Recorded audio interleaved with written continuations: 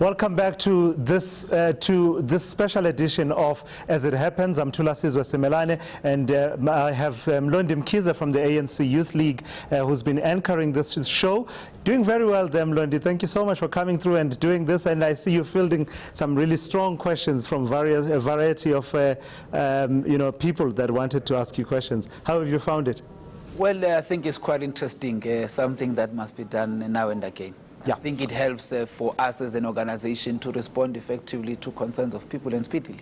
Right. The reason I'm stepping in is that the guest that you have is, of course, from the Democratic Alliance, and we'll be talking about issues to do with youth, and that is Luyolo Mpithi, from who's the youth leader of the Democratic Alliance. So I'm stepping in to sort of facilitate a dialogue between the two of you. Mlondi, let me start with you. From those questions that the young people were asking you, what is the pattern that you picked up in terms of what young people care most about? I heard a number of questions about, if they were not about the state of the ANC and the ANC Youth League, they had to do with issues of corruption and state capture. Is it your assessment that you are in tune with young people as the ANC Youth League when you hear questions like those coming through this evening? Well, we are, but obviously as the questions are coming in, you will tell that there is a demand that more should be done. And that demand is fine. In Zulu bati kushawe donzayo. So it means that there is something that we're doing, just that we need to do it better. And I think that part of the things that young people were raising was issues that affect young people, social ills, unemployment. And I think that all of us generally as a country are quite concerned about that. And I think that part of the things that we ought to focus on and deal with is how do we deal with those concerns, helping the African National Congress and having the private sector playing its role, because they are quite an important component in job creation. Luyolo Mpithi, let me ask you to make an input then in terms of, today is June the 1st. We'll be hearing a lot about what various people believe should be the direction in which we go to help, the youth in this country to face various challenges, a myriad challenges that we face in this country. What, in your view, as leader of the youth wing of the DA, are the most pressing challenges, let's say three, of young people in this country today? Good evening, and thank you for having me. I think the biggest crisis that we have as young people in South Africa is youth unemployment. I think we are seeing the statistics. They are not looking good. 3.3 million young people are unemployed in the country. They don't have access to education. They don't have access to a job.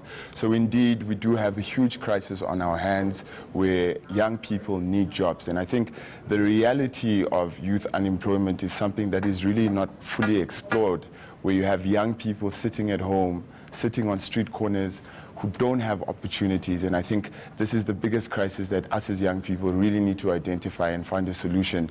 And it cuts across political lines. It's something that affects all of us. So we really need to have a dedicated commitment to deal with it.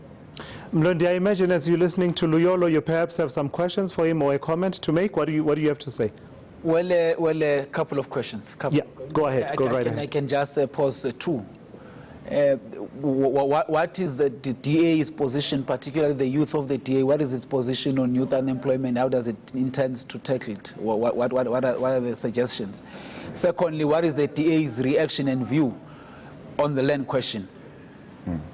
Well, I think what is important when we look at youth unemployment is that who do we look to find opportunities, job opportunities for young people. And I think the youth wage subsidy really did a step in, holding the private sector to account, that government should not only be the driver of youth employment opportunities, but we need the private sector to come on board. And it needs to come on board as a responsibility and not necessarily to be subsidized. And that's what we're trying to move away from, to say this is an industry that is making millions, if not trillions, billions a year. And they have a role to play in ensuring that youth unemployment is dealt with in this country. So how do we hold them responsible? And this is what the DA Youth is trying. So just on that, before you go in and answer Mlondi's second question there, Luyolo, about the issue of the land, just expand a bit more on that. When you say the private sector needs to come in on issues of tackling youth unemployment, what specifically should they be doing? Should it be along the structure of what is currently the youth employment scheme that was launched by the President recently?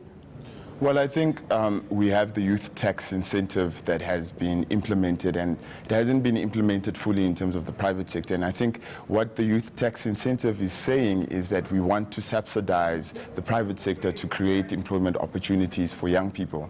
And what we are saying is that that is not enough.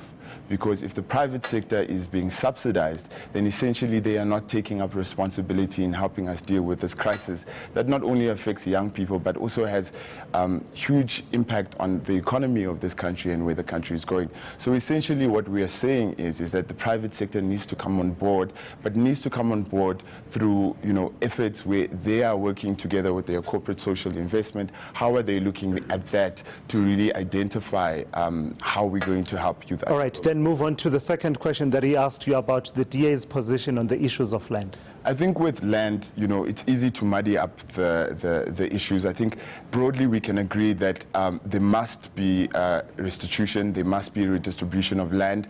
Our past tells us people were dispossessed of their land. So I think we broadly agree that that must take place.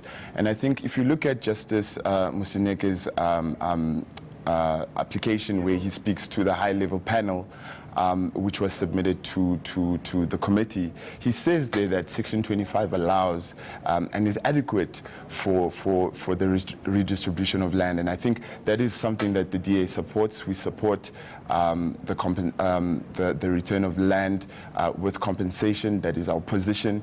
And we believe that Section 24 allows for that to continue to happen.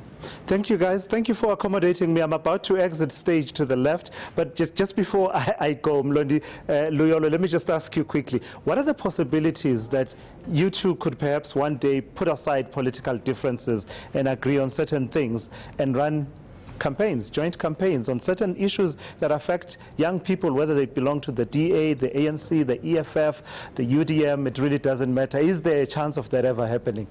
Well, there is a chance. It requires sober leadership that is able to say these are areas of common interest. And if driven together, they have more impact.